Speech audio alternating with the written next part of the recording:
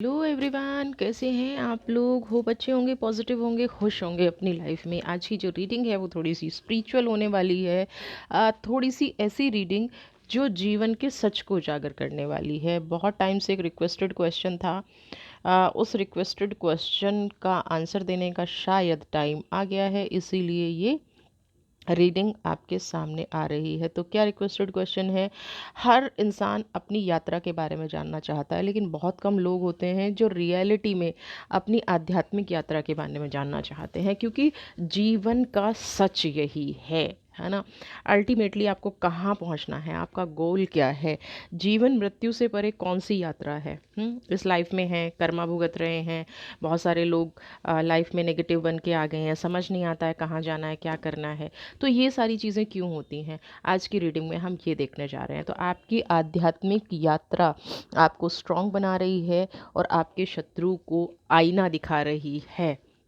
आपकी आध्यात्मिक यात्रा आपको कहाँ तक लेके जाएगी, ये आज हम इस रीडिंग में देखेंगे। जनरल कलेक्टिव रीडिंग है, टाइमलेस रीडिंग है। जब भी आप इसको देख रहे होंगे, ये कहीं ना कहीं तभी आपसे रेजोनेट कर रही होगी, तभी ये कहीं ना कहीं आपकी लाइफ में अप्लाई कर रही होगी। तो चलिए, टाइम ना गंवाते हुए रीडिंग स्टार्ट करते हैं। पहले मैं थोड़ी सी पास्ट की एनर्जी देखना चाहूँगी, क्योंकि पास्ट की एनर्जी रेजोनेट होती है तभी हमारा भविष्य, तभी हमारा फ्यूचर, तभी हमारी ऐसी एनर्जी रेजोनेट मुझे होती हुई नज़र आती हैं। तो चलिए देख लेते हैं, फोकस बना के रखिए। सबसे पहला ही कार्ड है लवर्स का कार्ड। Okay, conditioning. ओके,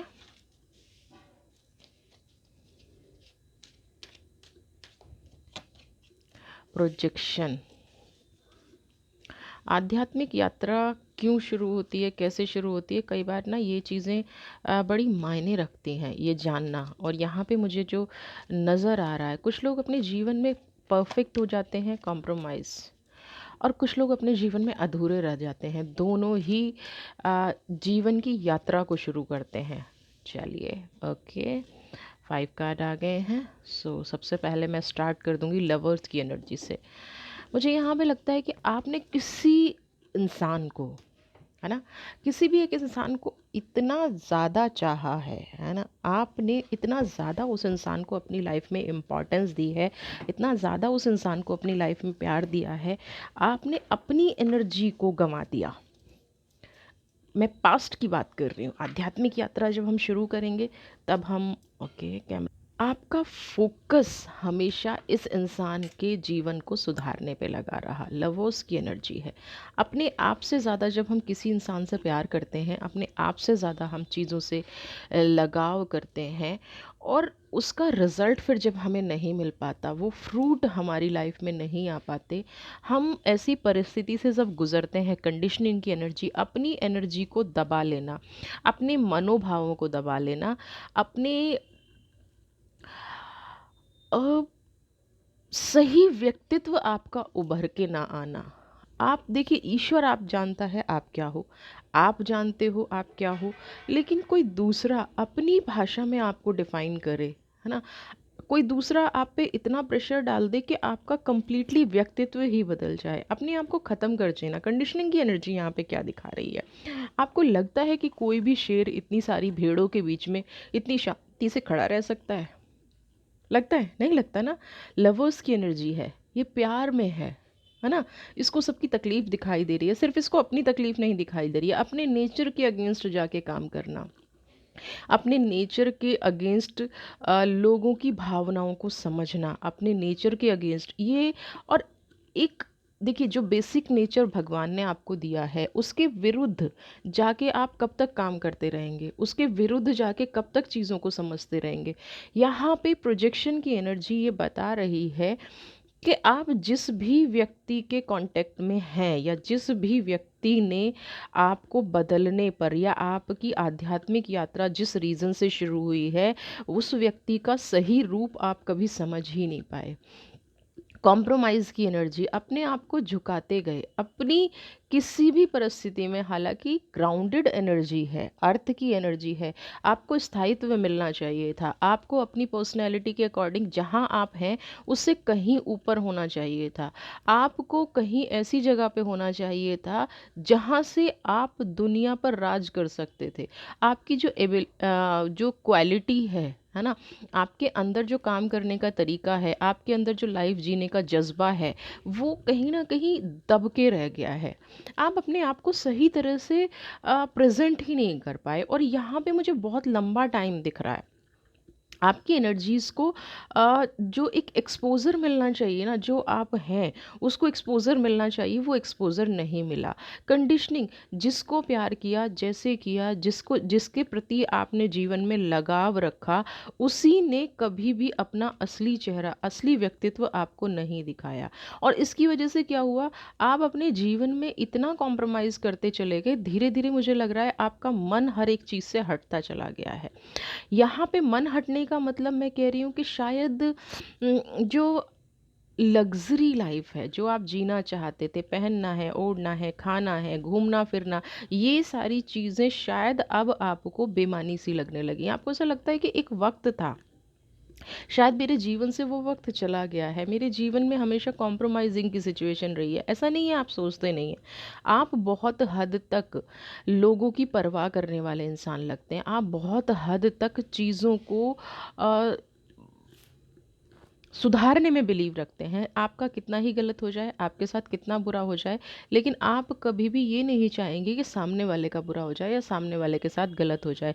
आप अभी किसी से नाराज़ होके बैठे हैं, ये मैं आपको प्रोजेक्शन की एनर्जी बता रही हूँ, आप बहुत गुस्सा हैं, उस इंसान ने आपको बहुत दिल दुखाया है, लेकिन दूसरे सेकंड आके वो आपसे प्यार से बातें करे, आपको ये अच्छे से पता है कि ये इंसान दिखावा कर रहा है, ये इंसान फिर से दिल दुखाएगा, ये इंसान फिर से मुझे रोने पे मजबूर करेगा, मेरी आत्मा को चोट पहुंचाएगा, मेरे मन को चोट पहुंचाएगा, लेकिन फिर भी आप उसकी मदद करने के लिए तैयार हो जाते हैं।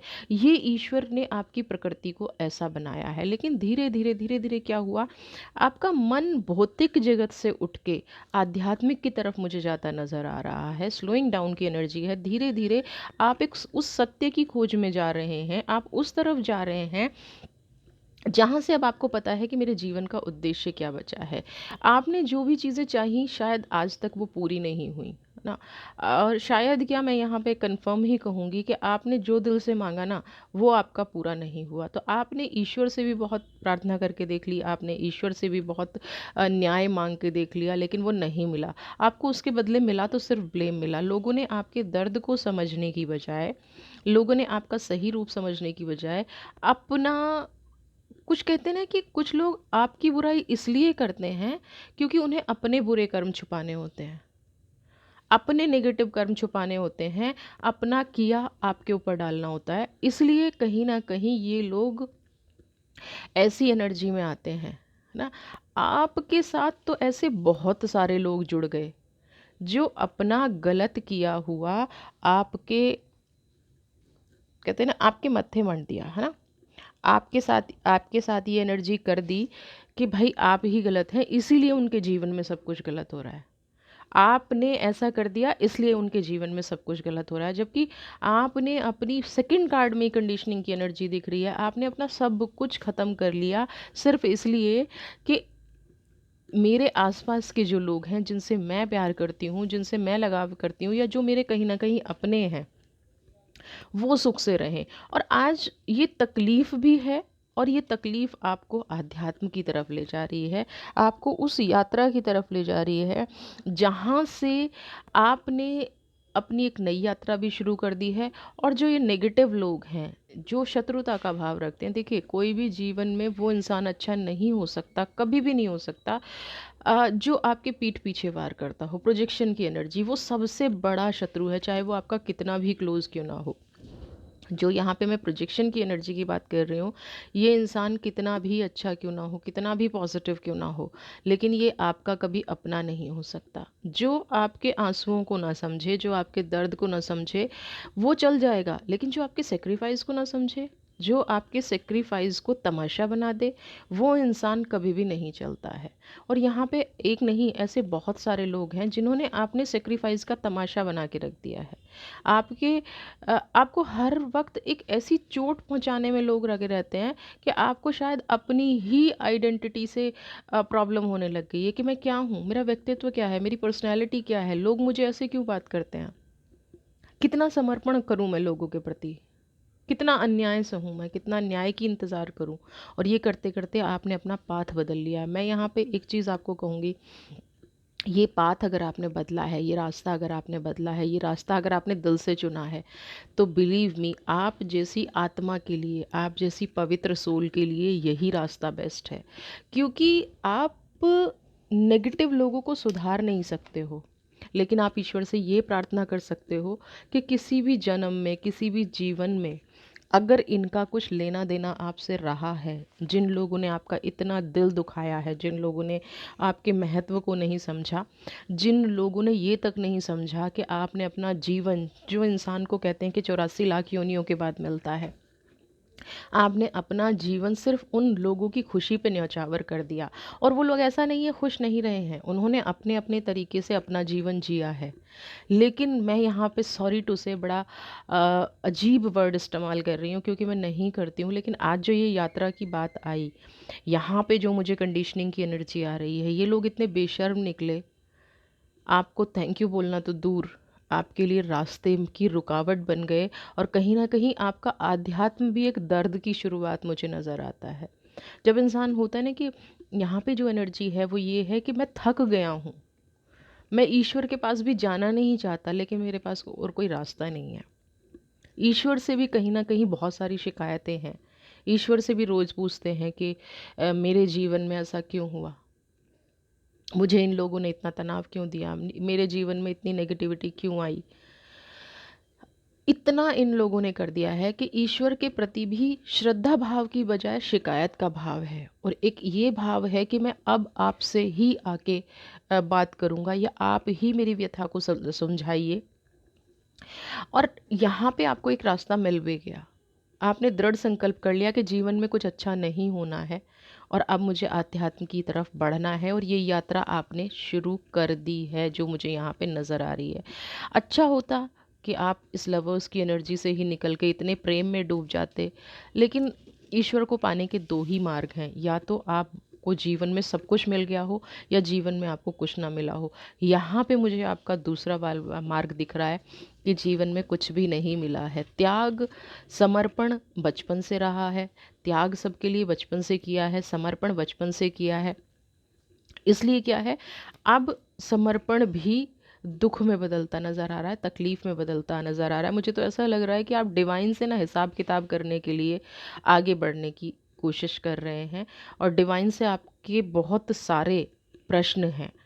तो हम उन प्रश्नों को भी एक एक करके, अगर वो आते हैं तो कोशिश करेंगे इस रीडिंग में उसका जवाब आपको मिल जाए, और आपके आध्यात्म की यात्रा तो कम से कम सुखद हो। जो अभी एक जो दर्द जैसी फीलिंग आ रही है, जो ऐसी जैसी पेन जैसी एनर्जी आ रही है, वो एनर्जी इस यात्रा में ना हो, आपकी यात्रा बहुत अच्छी हो। ये हम सोच के, या ये इन एनर्जीज़ को मैं करके चाहूँगी कि आपका आगे का जीवन सुखमय हो, आपकी यात्रा सुखमय हो।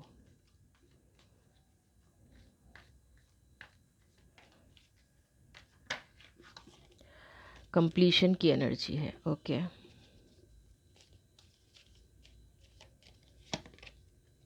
Travelling,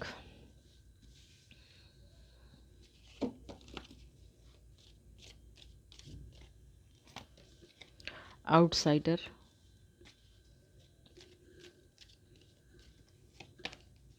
silence. सबसे पहले कंप्लीशन की एनर्जी आई। जो कंप्लीशन की एनर्जी है वो एक लाइन में डिफाइन ये हो रही है कि आप चाहते तो पास्ट में भी अपने आप को कंप्लीट कर सकते थे।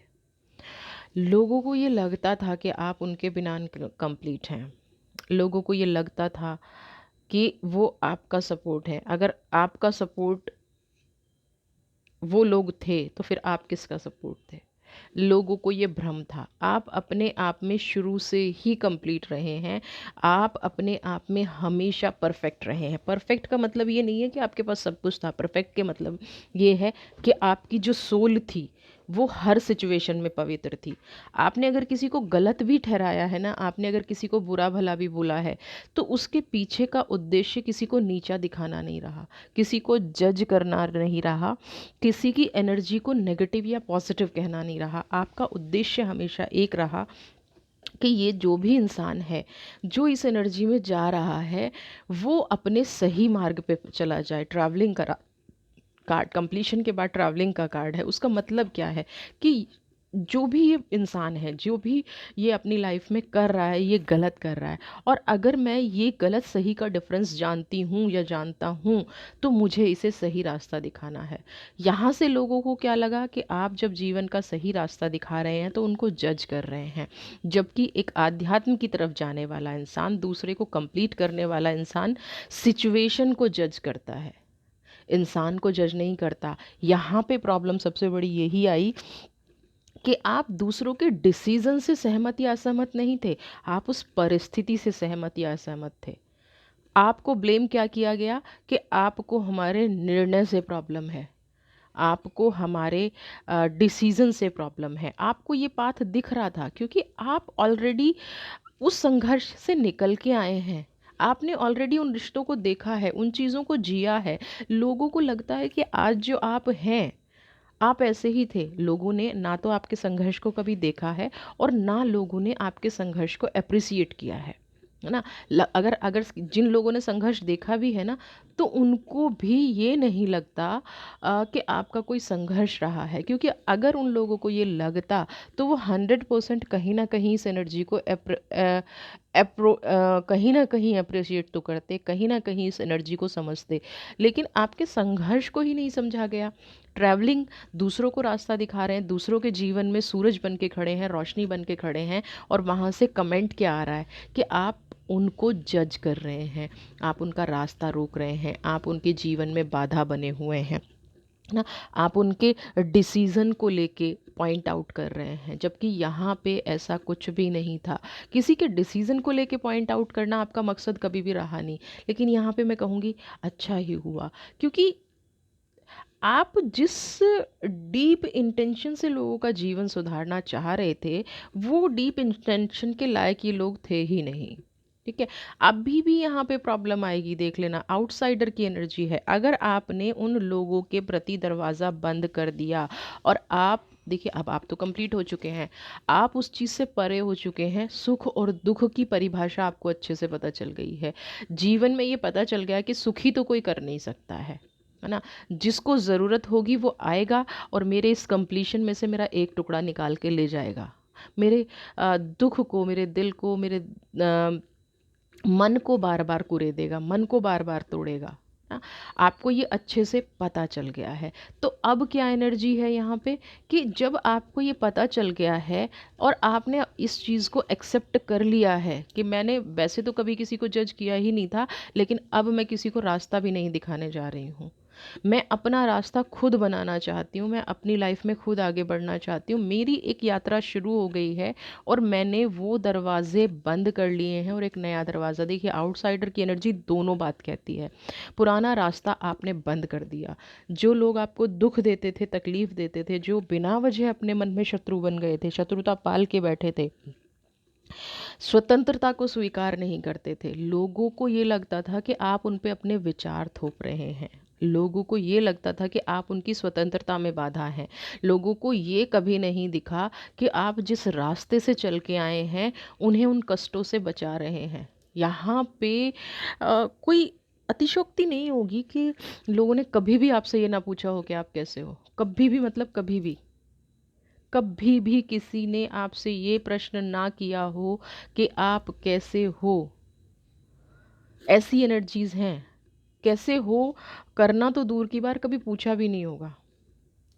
आउटसाइडर की एनर्जी है। जब आज आपने दरवाज़ा बंद कर लिया ना, तो लोगों को ये समझ में आएगा, लोगों को डिवाइन ये समझाएगी, लोगों को ये बात अच्छे से समझ में आ जाएगी कि स्टेबिलिटी क्या होती है। अभी आप उनका एक पिलर बन के खड़े थे, अभी आप उनका एक सपोर्ट बन के खड़े थे। आपकी आध्यात्मिक यात्रा अब आपको कह रही है कि अब आपको शांत हो जाना चाहिए। आप जो दरवाज़ा बंद कर रहे हैं, जिसके लिए भी बंद कर रहे हैं, अपनी एनर्जी को जो आप इकट्ठा कर रहे हैं, अपनी एनर्जी में जो आप जीना चाह रहे हैं, अपने जीवन में जो आप स्थिरता लाना चाह रहे हैं, दूसरों के जीवन में बहुत रोशनी फैला ली। अब जो आप जिस सतमार्ग पर आप बढ़ रहे हैं, वही मार्ग आपको शांति और उन्नति की तरफ ले जा रहा है। साइलेंस की एनर्जी, दिमाग में बहुत उथल पुथल चली होगी, मन में बहुत सारी चीज़ें ऐसी रही होंगी जो आ, दिल को तोड़ने का ही काम किया होगा, जिन्होंने नेगेटिविटी का ही काम किया होगा। दरवाज़ा बंद करो, उस तरफ खड़े हो जाओ, अकेलापन। लेकिन अब क्या है, ना जजमेंट है, ना दूसरों के डिसीज़न का विरोध करना है, ठीक है, ना दूसरों की इच्छा क्या है, बड़ी ही स्वतंत्रता से उसको स्वीकार कर लेना है। एक्सेप्टेंस की एनर्जी। साइलेंस क्या है, ना सुख है ना दुख है ना, सब कुछ एक्सेप्टेड है। आपने गाली दी तो भी एक्सेप्टेड है, आपने प्यार दिया तो भी एक्सेप्टेड है। वैसे दूसरा वाला वर्ड, अगर प्यार पहले दिया होता तो आज हम इस यात्रा पे ना बढ़े होते। ये यात्रा गलत नहीं है, जिस तरीके से आप इस यात्रा पे जा रहे हैं वो तरीका गलत है। मन के कोने में जो भाव हैं, वो तरीका मुझे यहाँ पे थोड़ा सा नहीं समझ में आ रहा है। लेकिन फिर भी मैं यही कहूँगी कि हिम्मत रखिए, आप उस मार्ग पर चल पड़े हैं जहाँ से ईश्वर की प्राप्ति निश्चित है। जितना आपने एफर्ट्स इन लोगों के लिए किया है ना, ये यात्रा, ये आपके जीवन की सच्चाई है। कभी एक सेकंड भी ऐसा नहीं गया है। मेरे को ऐसी एनर्जी, मेरे को बहुत हैवीनेस फील हो रही है। मुझे ये रीडिंग करते हुए बिल्कुल ये फील हो रहा है कि आपका शायद एक कदम भी आपने ऐसा नहीं रखा है जहाँ संघर्ष ना हो। नॉट अ सिंगल, मतलब एक दिन भी। ये हर्डल्स आपकी लाइफ में हमेशा रही हैं, ये रुकावटें आपकी लाइफ में हमेशा रही हैं। और अगर आप डीपली सोचें तो ये रुकावटें आपके अपने लिए नहीं थी। ये रुकावटें, देखिए, कोई मेहनत करता है, कोई जीवन में आगे बढ़ता है और वो अपने लिए कर रहा है तो समझ में आता है। लेकिन ये तो सब कुछ दूसरों के लिए था। फिर इतना अपमान क्यों, फिर इतनी नेगेटिविटी क्यों, फिर इतना विरोधाभास क्यों? ये सवाल आपने बहुत बार किया होगा अपने आप से। अब जो है, बहुत स्ट्रॉन्ग आप मुझे बनते नज़र आ रहे हैं। चुप जो इंसान होता है ना, जो साइलेंस होता है, जो चुप्पी होती है, वो इंसान की सबसे बड़ी ताकत होती है। हालांकि आपने पहले भी कभी चीज़ों को जाहिर नहीं किया, मुझे, क्योंकि लवर्स की एनर्जी सबसे पहले आ गई थी और फिर कॉम्प्रोमाइज़ की एनर्जी आ गई थी। आपने कभी किसी से शिकायत ही नहीं की। हाँ, ईश्वर से आपने हमेशा शिकायत की और इसीलिए अब आप उस तरफ भी बढ़ रहे हैं। आपने कभी भी ईश्वर से ये शिकायत नहीं की, कभी भी लोगों से ये शिकायत नहीं की होगी कि आप मेरे बारे में बुरा भला क्यों बोलते हैं। यहाँ पे अब जो साइलेंस की एनर्जी है, आप देखेंगे धीरे धीरे, मैं अब थोड़ा सा फ्यूचर की तरफ जा रही हूँ, आपको तनाव कम होगा, है ना, आपको एक रिलैक्सेशन फील होगी। और जो आपके मन के भाव अभी उमड़ रहे हैं इस रीडिंग को देखते हुए, क्योंकि मेरी एनर्जी बहुत हैवी हो रही है, और एनर्जी हैवी हो रही है, जैसे होता है ना कि रो देना चाहिए। अगर आपकी एनर्जी ऐसी हो रही है कि मेरी दुख तकलीफ़ इतनी है और मैं कभी रोई भी नहीं हूँ या मैं कभी रोया भी नहीं हूँ, तो एक चीज़ बताऊँ, रोना कमज़ोरी की निशानी नहीं होता, रोना स्ट्रेंथ की निशानी होता है। जो स्ट्रांग होते हैं वही रो पाते हैं। और अगर ये एनर्जी आपके अंदर इकट्ठा है, आपकी चुप्पी के पीछे आपका दर्द है, आपके आंसू हैं, तो इनको रिलीज़ कर दीजिए। क्योंकि ये आपके आध्यात्म में, आपकी आध्यात्मिक जो भी आपने प्लानिंग की है, जो भी आपने योजना बनाई है, उसमें बाधा नहीं बनने चाहिए, है ना। स्ट्रेस को रिलीज़ करना है। और स्ट्रेस क्या है, पिछले जितने भी दुख दर्द तकलीफ़ हैं, वो आपका स्ट्रेस का कारण बने हुए हैं। तो साइलेंस की एनर्जी से अपने आप में प्योरिटी लानी है, अपने मन में शीतलता लानी है, अपने पिछले मनोभावों को, पिछले दुख दर्द को आपको यहाँ से हील करना है। यहाँ पे एक थ्योरी है कि आपने बहुत लोगों को बदलने की कोशिश की है ना। ट्रैवलिंग की एनर्जी है, बहुत लोगों को आपने उन सही रास्ता दिखाने की कोशिश की है। लेकिन उससे आपको क्या मिला? स्ट्रेस मिला। आपको क्या मिला? बदनामी मिली। आपको क्या मिला? हमेशा अवहेलना मिली, है ना, क्रिटिसाइज किया गया, आप गलत हैं, आप गलत हैं। जो अर्न किया वो ले लिया गया, चाहे वो सोशली कुछ हो, चाहे वो फाइनेंशियली कुछ हो, चाहे वो प्यार हो, सब कुछ ले लिया गया। किसी ने 1% भी ये नहीं कहा कि आप यहाँ सही हैं, आपने ये काम किया बहुत सही हैं, आपने ये काम किया आप बहुत अच्छे हैं। चुपचाप आपका यूज़ कर लिया गया, इस्तेमाल कर लिया गया।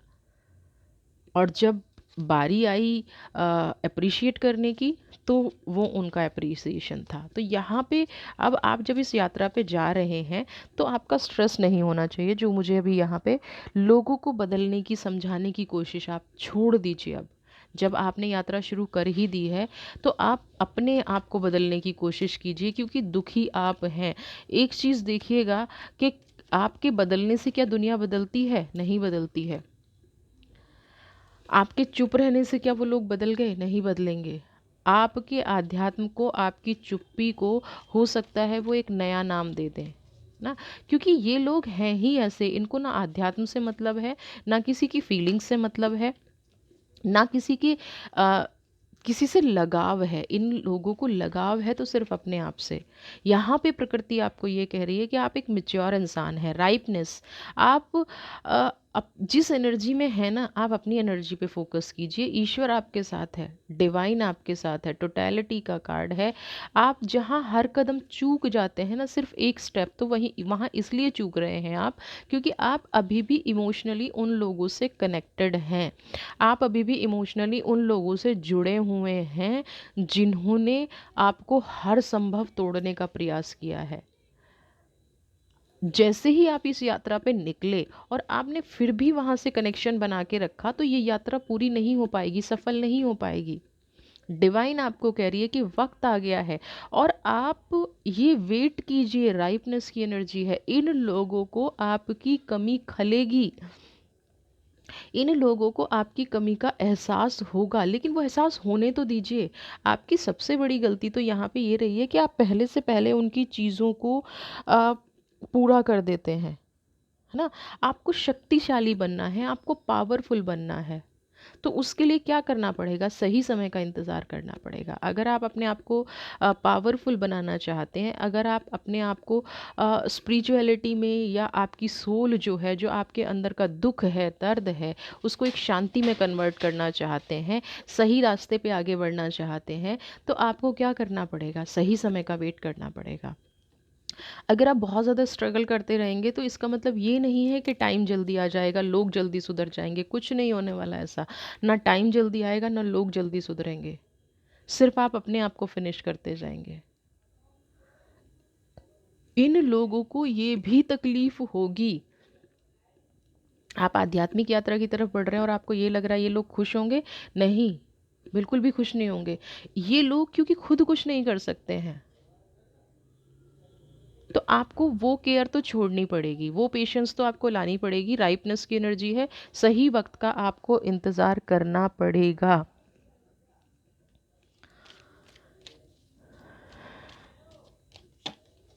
अलोननेस की एनर्जी,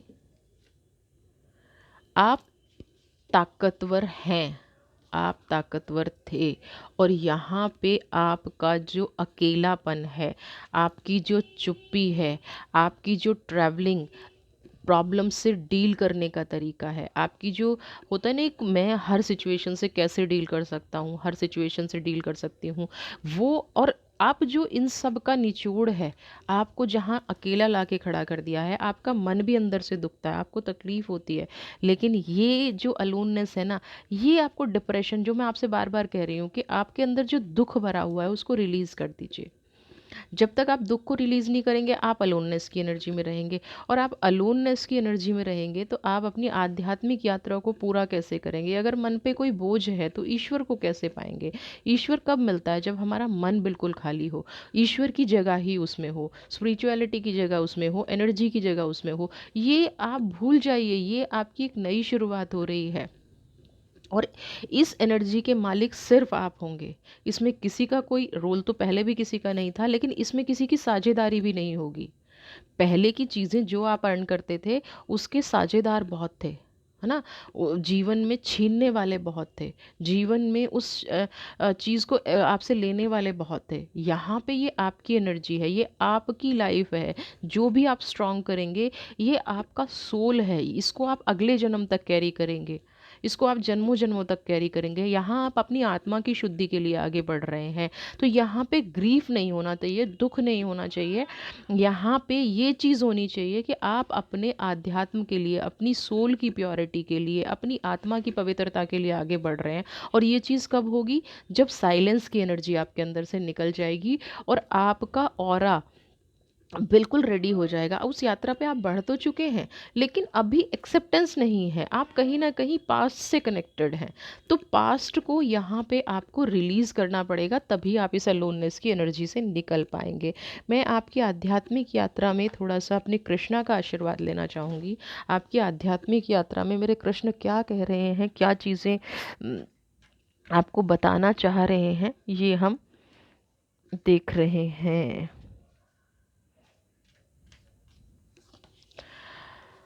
सबसे पहली है एम्प्रेस की एनर्जी है यहाँ पे।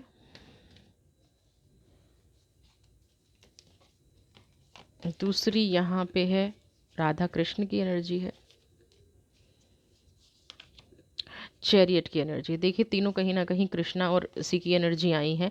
तो मैं यहाँ पे सबसे पहले ले रही हूँ एम्प्रेस की एनर्जी। आपको क्या कह रही है कि आप अपने जीवन के शासक हैं, है ना। पहले भी लवर्स की एनर्जी आई थी और फिर से लवर्स की एनर्जी आई है। आपके अंदर प्रेम कूट कूट के भरा हुआ है।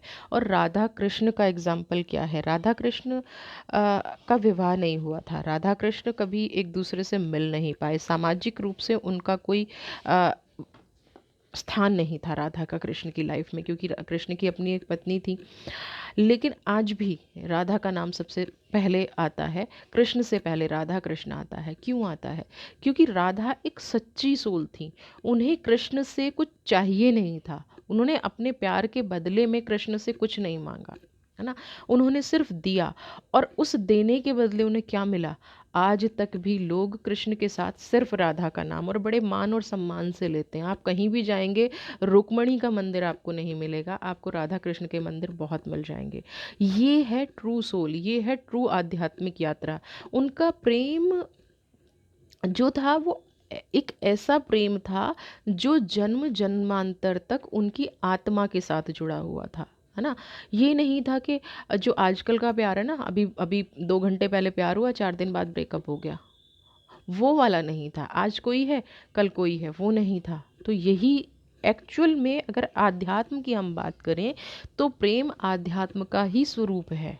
अगर हम किसी से प्यार नहीं कर सकते, अगर हम किसी के प्रति डिवोटी नहीं हो सकते, अगर हम इंसान में सिर्फ बुराइयां निकालते हैं, तो वो रिश्ता कभी चल ही नहीं सकता। तो ऐसा ही अगर आप ईश्वर से ये वाला प्यार, राधा कृष्ण वाला प्यार रखेंगे, आत्मा वाला प्यार रखेंगे, तभी आपकी लाइफ, आपकी आत्मा, तभी आपके जो भी आपका उद्देश्य है वो पूरा होगा। चैरियट, अपने रथ के खुद सारथी बनिए।